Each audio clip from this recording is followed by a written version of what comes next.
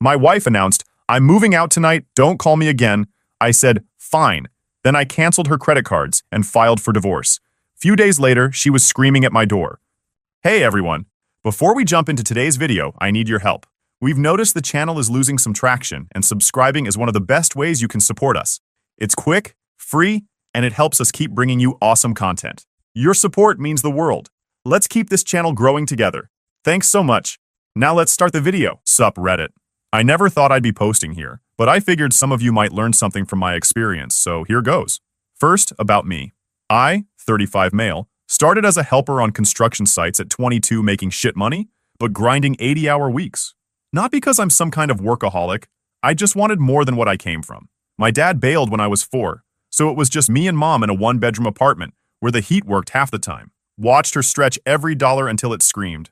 By 25, I'd learned enough trades to be dangerous. Plumbing, basic electrical, framing, drywall, and saved enough to take night classes in business management. My buddies Billy and Derek were in the same boat, skilled with their hands but tired of making other people rich. At 27, we pooled our savings, $17,000 each, which felt like $1 million back then, and launched our contracting business. We started with handyman jobs, fixing leaky faucets, patching drywall, building decks, basically anything that paid the bills. Our office? My garage with 3 folding tables and a coffee maker that shorted out every third use.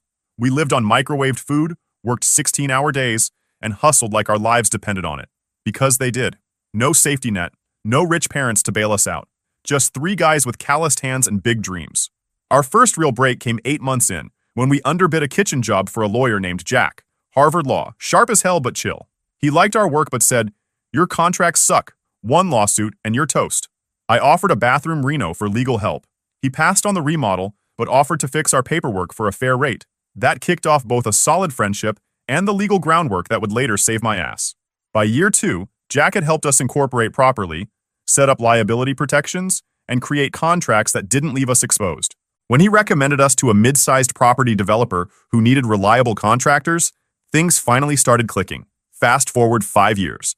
Our 2-man operation now has 32 employees, 3 project managers, a real office downtown, and clears 7 figures annually.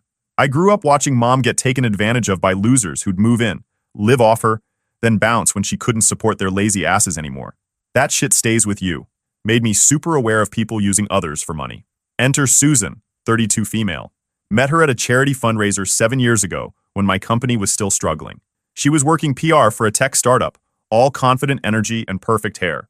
Smoking hot, tall, fit, the whole package, but also seemed smart and driven. She had this way of making everyone like her instantly. Within 6 months, we were living together, and we got married a year later. Small ceremony, about 60 people. The first few years were good. We both worked hard, built a life together, bought a house, in my name, pre-marriage, thank God. I was expanding the business, and she was climbing the PR ladder at her firm. We traveled, had great times with friends, and seemed to be building something real. Then, my company took off, and things changed. Looking back, I can pinpoint exactly when things started to change. About 3 years ago, when we landed a $12 million contract that put us in a whole new league. My annual income tripled overnight. At first, the changes were small. Susan started taking longer lunches with her work friends. Then she began complaining about her boss being toxic and her coworkers being jealous of her. She'd come home with stories about office politics, positioning herself as the competent victim surrounded by incompetence. "They're intimidated by me," she'd say, rolling her eyes. "Not everyone can handle a woman in the workplace." Soon she was coming home later, always with some BS about happy hours for networking. Whatever the hell that means. When I'd text to check in, replies would come hours later. "Sorry, didn't see this. Still with clients." The truth was, she was becoming less interested in her actual job and more interested in the lifestyle my income could provide. Then came the career crisis. "I'm not fulfilled in PR anymore," she said over dinner one night, rolling her eyes when I suggested more responsibility at her current job. "You just don't get it. I want to do something meaningful." I supported her, of course, told her to take time to figure it out. Maybe explore options while keeping her current job? "Nope. I can't focus on my future if I'm stuck in a toxic present," she explained, as if quitting your job without a plan was the most logical thing in the world. Big mistake. 2 months of soul-searching, aka shopping and spa days later, she announced her grand plan, becoming a personal stylist. She'd always dressed well, and apparently some of her rich friends had asked for her fashion advice. Seemed legit enough. I invested in her new venture, paid $7,500 for her to get certified through some exclusive program, built her a website, covered her startup costs, about $15,000 for initial inventory, business cards, promotional photo shoots. She seemed pumped about it, and I was happy to see her excited about something again. 6 months in, the excitement disappeared. Clients were demanding. Building a business was harder than expected. She started taking more me days to deal with the stress. "You don't understand," she'd say when I suggested maybe keeping a regular schedule or building a marketing plan. "This isn't construction. Creative work doesn't function on schedules." Meanwhile, I was working my ass off, growing my contracting business, dealing with client headaches, and managing an expanding team. When I'd come home beat, she'd be on the couch scrolling Instagram, surrounded by shopping bags from high-end stores. "Business expenses," she'd say with an eye roll when I asked about the $4,700 charge from Neiman Billy. "Building my brand. Not that you'd understand marketing." Our intimate life, which had been awesome during the early years, basically disappeared. We went from 4 to 5 times a week to maybe once every 2 weeks, always when she felt like it, always like she was doing me a favor. When I brought it up, she'd snap, "God, is that all you think about? You're literally pressuring me right now." Then she'd storm off to take a bath for 2 hours. The pattern was becoming clear. She was expert at making me feel like the problem whenever I questioned anything, but I didn't recognize it then. Then came Hannah, 37 female, this twice-divorced chick who became Susan's new bestie. I knew Hannah's type the moment I met her. Designer everything, constantly checking her reflection, and a laugh that managed to sound both fake and condescending. Hannah had mastered living off the settlements. Her Instagram was a masterclass in high-maintenance lifestyle without visible means of support. She constantly fed Susan lines about knowing your worth and how men should provide. Hannah had a PhD in gold digging with a minor in alimony collection, and she was Susan's new life coach. Susan started spending more time with Hannah, weekend trips to Vegas, wine tours in Napa, shopping sprees, all on my dime. She'd come back with stories about guys hitting on them at clubs and how they'd gotten free bottles from some finance guys. The cost wasn't just financial. Susan started adopting Hannah's mindset, dropping comments like, "Men need to understand that supporting their wives isn't optional, it's the bare minimum." Or, "Hannah says a real man never questions his wife's spending." I started noticing sketchy stuff. Susan would turn her phone away when texting. Her Instagram was suddenly full of gym selfies. She wasn't even trying to hide it. Then, she started mentioning a new client named Jordan, a personal trainer with an Instagram following who needed styling help for his fitness brand. He had about 50,000 followers, mostly women. She started spending more time working with him. Their sessions always ran late. She'd come home smelling like cologne. I'm not stupid, but I also don't make accusations without proof. Plus, I was busy with work most of the time. So I watched and waited. My business partner Billy noticed the change too. "Dude, you okay? You seem distracted lately," he asked after I messed up some measurements on a blueprint review. I brushed it off, but he wasn't buying it. "Look, my cousin went through something similar. Just protect yourself, okay? Keep records of everything." Billy had seen his cousin lose half his business to an ex who had contributed nothing but attitude and entitlement. That night, I started keeping notes of everything. Dates, times, patterns, expenses. Not because I wanted to be that guy, but because my gut was screaming something shit was going to happen. Yeah, I wasn't wrong. The last 3 months were textbook gaslighting and disrespect. Susan was physically there, but mentally checked out. Always on her phone, ignoring me, making plans without saying a word. We hadn't had sex in over 2 months. Always some excuse, always too tired or stressed. One night I tried to initiate, and she literally laughed and said, "Yeah, not happening. I've got an early client meeting." Then she proceeded to stay up until 2 a.m. watching Netflix. She'd make digs about my clothes or my friends. "Maybe you should let me style you sometime. Those jeans are a bit too..." She'd roll her eyes when I talked about work, question my business decisions while blowing thousands on her business expenses. "You know," she said one day while I was reviewing contractor bids, "if you had more business sense, you'd hire people to do that for you. Jordan says successful people delegate." Jordan. Yup, that dude. 2 things happened that showed me what was coming. First, about a month ago, I came home early from a job site. Project finished ahead of schedule. It was around 2 p.m. on a Thursday. Susan didn't know I was coming. I walked in to find her and Hannah drinking sparkling water in our kitchen, mid-conversation. "Just need to secure your exit first," Hannah was saying. "Get your finances in order before you make any moves. My second husband tried to hide assets, but my lawyer found everything. These types always think they're so smart." They both froze when they saw me. Susan recovered first with a fake smile. "Riley, you're home early." When I asked about this exit, Hannah claimed they were helping a friend leave her toxic marriage. I nodded, not buying it for a second. Instead of confronting them, I decided to play the long game. That night, I called Jack and laid out what I'd heard. He answered on the first ring. He straight up said, "She's planning to leave and take as much as she can. We need to get ahead of this, but we play it completely by the book." The next morning, I met Jack at his office, where we couldn't be overheard. He laid out a plan. First rule, everything has to be legal and ethical.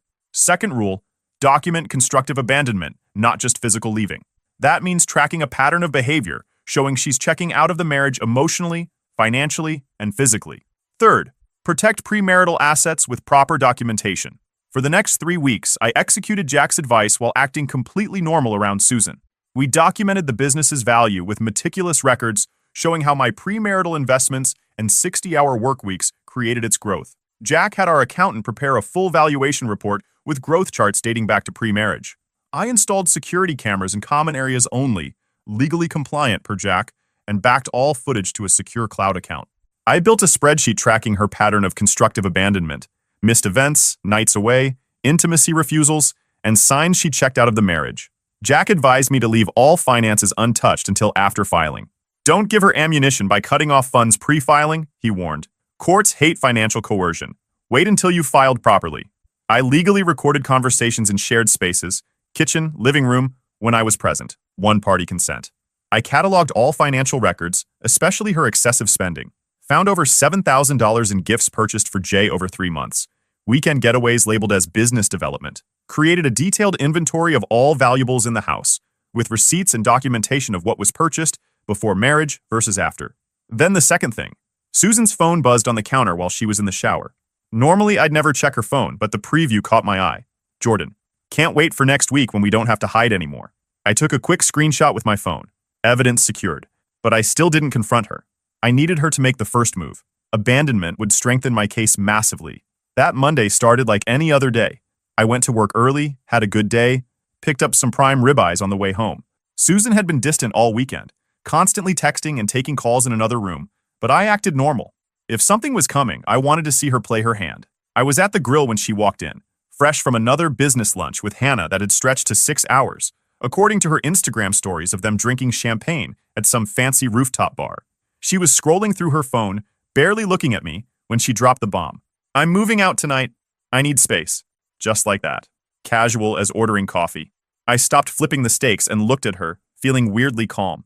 The moment had finally arrived, and instead of shock, I felt relieved. When I asked where she was going, she sighed like I was being annoying. "Jordan's helping me out with a place to stay. The personal trainer I've been styling. He has a spare room." Right. The client she'd been screwing for months. Pretty sure the spare room was his bed with benefits. "If that's what you want," I said, turning back to the steaks that were now starting to burn. She looked surprised by how chill I was, like she'd expected me to beg or cry. Not happening. What she didn't know was that I'd been mentally checking out for months as I watched her wreck our marriage. "I'm serious, Riley. Don't try to contact me. I need to figure things out on my own." "Fine," I said. "Your choice." She grabbed her suitcase and the keys to her Range Rover, leased under my business, $1,100 monthly, and walked out. Just like that. 7 years, done. I saved what I could of dinner, ate alone at our kitchen, and took a moment to process. Then I immediately reactivated the plan Jack and I had prepared. First, I texted Jack. "She just left. It's time." His response was immediate. "Taking the bait. Perfect. Document everything right now while it's fresh." I recorded a video statement detailing exactly what had happened, including her explicitly saying she was moving to Jordan's place and telling me not to contact her. I backed up all security footage showing her packing and leaving voluntarily. Then I called our building manager to verify that the moment she left, her access code to the building was logged in the system, further proof of her voluntary departure. I was capturing abandonment in real time. Jack arrived at my place early the next morning with the already prepared divorce filing. We reviewed everything one last time, adding the final details about her departure. We filed the papers that morning. With the filing complete, it was time to execute the financial part of the plan. First, her extra Amex Platinum, the card she'd maxed out 3 times this year alone on designer crap and networking dinners. Called the concierge line directly. "I need to cancel a supplementary card immediately." Took 5 minutes. Done. Her Visa Black Card? Same deal. Click. Gone. The automatic monthly transfer of $4,000 from my business account to her personal checking? The one that funded her self-care while her stylist business barely paid for her coffee? Click. Canceled. Financial freedom achieved faster than she could say, "Gucci sale." Our phone plan was in my name, her, me, and her mother, who I'd added 2 years ago because Susan begged me to, left their lines active but disabled international roaming and premium data. Susan loved posting from the first-class lounge during her inspiration trips to Paris and Milan, aka shopping vacations with Hannah. That shit was over. Her Range Rover lease? Called my business accountant, removed her from the authorized driver's list, told him to start the process to return the vehicle. I spent the next 2 hours locking everything down. Changed all passwords. Netflix, Hulu, Amazon, our home security system. Moved money from our joint checking to my private business account. Called my wealth manager to secure investment accounts. She wanted space? Fine. I was giving her the whole package and sending her to Mars. Jack and I had also prepared a complete evidence packet. Security footage showing her coming home at 2 a.m. from styling sessions. Documented patterns of constructive abandonment and financial records showing her misuse of marital funds. Everything organized, duplicated, and stored both physically and digitally. When Jack asked how long before she'd be served, I told him to wait until she realized the cards stopped working and come asking for money, which I knew she would. That afternoon, I called a team meeting at the office. I didn't share personal details, just that I was going through a divorce and might need some flexibility in the coming weeks. My business partners Billy and Derek immediately offered support. "Whatever you need, man," Billy said. "We got everything covered." Derek, always the practical one, added, "Bro, just make sure the business is protected. We've all got families depending on this." I assured them everything was locked down tight. That night, I slept better that night than I had in months. Like removing a weight I hadn't realized was crushing me. 3 days of awesome silence followed. I met with our corporate attorney, updated my will, and changed the locks. I boxed up Susan's stuff neatly, cleared out our bathroom of her products, seriously, like 100+ bottles and jars of expensive creams, and finally watched those Christopher Nolan movies she always refused to sit through. Turns out Inception makes more sense than Susan's loyalty. During those days, I focused on myself, hit the gym every morning before work, started meal prepping instead of ordering takeout, called my mom for the first time in weeks, without Susan interrupting to make the conversation about her. My project manager Mia noticed the change immediately. "Boss, whatever you're doing, keep it up. You look so good." Then, Thursday night rolled around. I was just finishing a call with a client about their kitchen renovation when someone started pounding on my front door around 9:30 p.m. The security camera showed Susan outside. Her hair was in a messy ponytail. The Range Rover was nowhere in sight. Karma showed up faster than an Amazon Prime delivery. I opened the door but stayed in the doorway, blocking entry. The process server Jack had on standby was sitting in a car down the street, waiting for my text. "My card was declined," she blurted out, skipping any greeting. "The Amex. At dinner with Jordan and some potential clients. It was freaking humiliating." When I calmly told her I'd canceled it, along with the visa and monthly transfers, she looked at me like I was insane. Her voice got louder with each word. "Why would you do that? You can't just cut me off. That's my money too." I explained simply that she'd moved out, said not to contact her, and was no longer part of my household, so she no longer had access to household expenses. She started fake crying. "You can't just cut me off. We're married. Half of everything is mine. My attorney is going to destroy you." I sent a quick text to the process server. "She's here. Come now." When I mentioned I'd filed for divorce, her face went from angry to shocked real quick. "You what? You can't do that. I was just taking a break to figure things out." She tried to backpedal, claiming she just needed space and denying the affair. But I cut her off. I took out my phone and played a legally recorded conversation from our kitchen, where she had told me she was moving to Jordan's and not to contact her. Then showed her documentation of abandonment, a timeline of her systematic withdrawal from the marriage over months. "Everything is documented legally and ethically," I said calmly. Before she could respond, the process server arrived and handed her the divorce papers. She finally realized this wasn't going according to Hannah's playbook. She wasn't calling the shots. "You'll regret this," she snapped, tears magically disappearing. "I'll take half of everything. I made you. Without me networking with clients, you'd still be working out of your garage. I deserve what's mine." Through the camera, I watched her completely lose it on my porch, including kicking one of the planters and hurting her foot. She ripped open the divorce papers, frantically scanning them. Eventually, an Uber pulled up, and she limped to it, still cursing. Oscar-worthy performance. If they had an award for best tantrum when your ATM card gets declined.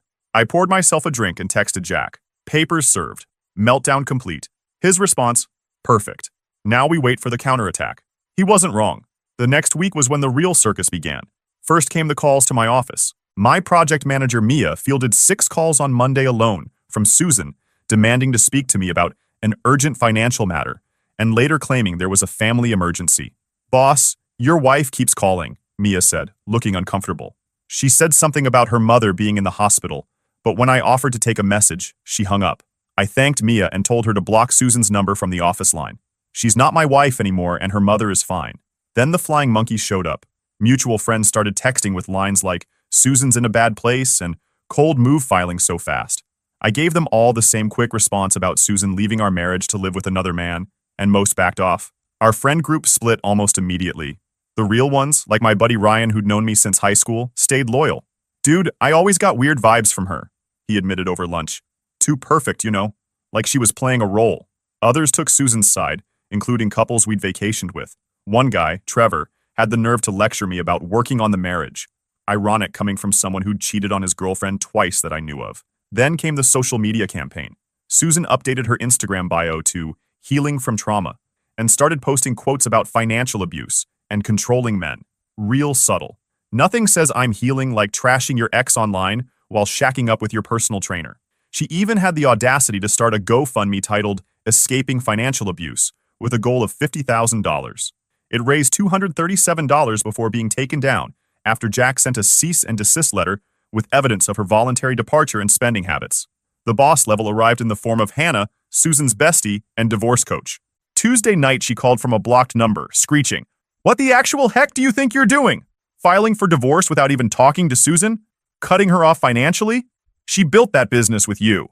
No one likes a guy who can't take care of his wife. You're going to be blacklisted in this town." I set her straight. She walked out, by choice. Told me not to contact her. And no, she didn't build shit with me.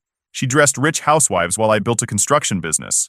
Our talk went downhill as Hannah threatened me with her fancy divorce attorney, Bradley. When I mentioned my own legal team and Susan's obvious affair with Jordan, there was a pause. Interesting. Hannah hadn't known about Jordan. Jordan is just helping her through a difficult time. Hannah recovered quickly. He's being a gentleman, which is more than I can say for you. When she switched to demanding Susan's stuff, I told her everything was boxed up and Susan could schedule a time to get it, with a witness present and an inventory list. She tried to come by yesterday to get some essentials, but you've changed the locks, Hannah complained. She needs her things. She had to borrow Jordan's sweatshirt for her meeting with clients yesterday. Gotcha. The security cameras had caught Susan trying her key in both doors. I reminded Hannah that breaking into my premarital property was trespassing, and I had it all on video. The entitlement was unreal. They actually thought Susan could walk out on our marriage, but keep all the financial perks. The classic, have your cake and eat it too. Move I'd seen ruin too many friends. Hannah wrote the Gold Digger Handbook, but I'd already read the Cliff Notes. Not this time. A few days later, Susan tried a new angle, showing up at one of our construction sites. My foreman Carlos called me immediately. "Boss, your wife is here asking questions about the project budget and talking to clients," he said, sounding confused. "Should I have security escort her out?" I told Carlos to keep her away from clients but not to make a scene. "Just tell her she needs to leave or you'll call the police for trespassing." When I arrived 20 minutes later, she was sitting in her friend's car across the street, watching. I ignored her and went straight to work. After an hour, they drove away. That evening, I got a text from a number I didn't recognize. "You think you're so smart? Watch your back. I know people who can make your life difficult." I forwarded it to Jack, who added it to our documentation. Threats now. She's getting desperate. Good. The next morning, I discovered someone had posted negative reviews of my business on Google, Yelp, and Facebook, all from new accounts with no history. The reviews claimed we'd overcharged, used substandard materials, and harassed female clients. Jack had them removed within 24 hours by providing evidence of targeted harassment. We also filed a police report documenting the threats and review bombing. The next week brought the most ridiculous attempt yet. Susan's mother showing up at my office, crying and begging me to fix things with her daughter. "She's devastated, Riley," she said, dabbing at her eyes. "She made one mistake and you're punishing her like this?" I had always respected Susan's mom, but I wasn't buying the act. Susan moved in with another man and told me not to contact her. That's not one mistake. That's a choice. She was confused. "You work so much she felt neglected," she continued, not addressing the Jordan situation at all. I reminded her gently that Susan had access to joint credit cards with a $50,000 limit, a $4,000 monthly allowance, and a luxury SUV, all while I worked so much to provide that lifestyle. And she chose to leave all that for a personal trainer with a studio apartment, I concluded. That wasn't confusion. That was a plan that backfired. She without another word. I felt bad for her. She genuinely seemed to believe Susan's version of events. But I wasn't going to be manipulated by anyone, even a crying mother-in-law. The next few months were straight out of a legal thriller. Susan Venmo requested $2,000 for emergency, which I declined with a comment, "You requested no contact." Then came a formal letter from Bradley, Susan's attorney, demanding immediate temporary spousal support of $12,000 monthly, plus continued use of the Range Rover. It denied all claims of cheating and claimed Susan left because of my emotional neglect and controlling behavior. Jack laughed when I forwarded it to him. "They're fishing. They've got nothing." He drafted a response that was legally sound but basically said, "Go pound sand," ending with an offer of a one-time $5,000 payment as settlement for all claims if she signed a full release and NDA. Bradley responded with more threats. Jack responded with evidence. Time-stamped security footage from common areas showing constructive abandonment, records of her spending history showing she'd blown through over $90,000 in the past year alone on personal stuff, while contributing basically nothing to household expenses. We also included detailed business valuation reports showing how the company's growth came directly from my premarital investment and 60-hour work weeks. The documentation clearly established the business as separate property, not marital assets subject to division. Bradley's next letter had a completely different tone. Now they were open to negotiation and hoping to resolve this amicably. Funny how fast "I'll destroy you in court" turns into "let's be reasonable" when faced with actual evidence. Meanwhile, I was still rebuilding. Hit the gym 6 days a week, reconnected with friends Susan had pulled me away from, and focused on work projects I'd been putting off. My company landed 2 major new clients, partly because I was fully focused for the first time in years. I started a side project too, renovating a classic Dodge I'd bought for cheap. Something I'd always wanted to do, but Susan had called a waste of time and garage space. Now my time was my own again. My business partners noticed the change. "Man, you're killing it lately," Billy said, after we landed a $2.5 million commercial project. "Divorce looks good on you." Susan finally scheduled a time to collect her things. Jordan came with her. Tall guy. Good-looking in that generic fitness influencer way, but clearly uncomfortable with the situation. He stood awkwardly in the foyer while Susan and Hannah went through the boxes I'd packed. Honestly, I felt bad for the guy, LOL. Jack came over as my witness. Our corporate attorney sent a paralegal to observe. The vibe was tense. When Susan tried claiming my Rolex watch as hers, I shut it down immediately. "No, Susan. It was a gift from my partners when we landed the Westbrook renovation. I have the card they signed." "That's BS," she snapped. "I picked it out for you. It's basically mine. What kind of man takes back gifts from his wife?" "Ex-wife," I corrected. "And the kind who has documentation." Throughout the process, Hannah wouldn't shut up, commenting on every item. "You're keeping that art piece? Susan picked that out. You have no taste without her." "Yes, with my credit card. From an artist I introduced her to." The best part was watching them try to fit suitcases, boxes, and garbage bags into Jordan's Tesla Model 3. Not nearly enough space. Jordan stressed, Susan pissed, Hannah helping and making everything worse. It was like watching a clown car in reverse.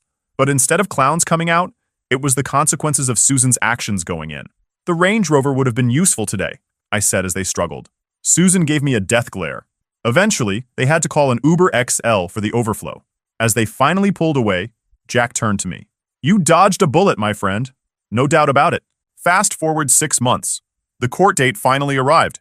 I'd prepared meticulously with Jack, reviewing every document, practicing potential questions. Susan showed up in a conservative outfit trying to look like a victimized housewife. Quite the change from her usual Instagram style. Her attorney, Bradley, opened with dramatic claims about my financial control and how Susan had sacrificed her career for my business.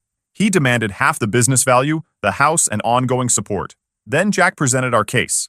Methodical, documented, and devastating. He showed Susan's social media posts from the very days she claimed to be working tirelessly on my business. Poolside in Miami with Hannah, captioned, "Executive Time." He presented business formation documents showing the company was created 3 years before we met. Bank statements proving my 60-hour work weeks built it, not her occasional client dinners. The judge wasn't impressed by Bradley's theatrics. When Susan claimed on the stand that she'd built the business alongside me, Jack simply showed her employment records at her PR firm during those exact years, proving she wasn't even involved. "Mrs. Wilson," the judge finally said, "the court finds your claims regarding the business particularly unsupported by evidence. The documentation clearly shows this was your husband's premarital asset that you had minimal involvement with." The final judgment came down almost as Jack predicted. Susan got a one-time settlement that was barely 5% of what she demanded. The business remained 100% mine. The house stayed mine. No ongoing support. The prenup I'd insisted on held up perfectly. The look on her face when the judge read the ruling, as the MasterCard commercials say, priceless. After court, I overheard Jordan telling Susan they needed to talk about their living situation. Apparently, supporting her shopping habit wasn't in his budget after all. Shocking. I sold the house the next month. Too many memories and too big for one person. Bought a modern loft downtown, walking distance to my office. Business is thriving. Life was better than ever without the dead weight. Then, 3 weeks ago, my doorbell rang late on a Tuesday night. I checked the security camera to find Susan standing there, alone. She looked different. No designer clothes, no perfect makeup. She'd lost the entitled attitude, but only because she'd lost everything else too. I opened the door but stayed in the doorway. "What do you want, Susan?" "I need help," she said quietly. "Jordan and I broke up. He was just using me. I'm staying with a friend, but she wants me out by next week. I can't afford a place on my own." The settlement money was gone, blown through in 6 months on investments Hannah had recommended, plus shopping and desperate attempts to maintain her lifestyle. "Hannah won't return my calls," she continued. "My parents won't help. I've got nowhere to go." Then came the pitch. "I made a mistake, Riley. I see that now. We could try again. I know what I threw away." I almost laughed. "No," I said simply. "That's not happening." "Then can you at least loan me some money? Just until I get back on my feet? I've got a job interview at Nordstrom next week." I looked at her standing there. The woman who'd told me I'd regret divorcing her, who'd tried to take half my business, who'd cheated and lied, now asking for a handout. "Susan," I said, "you wanted space and independence. You've got it. Good luck with your interview." As I closed the door, I heard her say, "You're really going to leave me with nothing? After 7 years?" I reopened the door slightly. "No, Susan. You left yourself with nothing. I'm just respecting your choice." Then I closed the door for good. Sometimes I think about the years invested in someone who could throw it all away so easily. Red flags I missed, compromises that were all one-sided. Lessons learned the hard way. But the best revenge is living well, setting boundaries, letting her face the natural consequences of her choices. She wanted out? I gave her exactly that. All of it. And watching reality hit her from a safe distance? Damn priceless. If you've read this far, thanks for letting me vent. If you're going through something similar, stay strong. Know your worth. Protect yourself legally and financially. Don't let fake tears cloud your judgment. Their choices, their consequences. Peace out, bros. Peace out.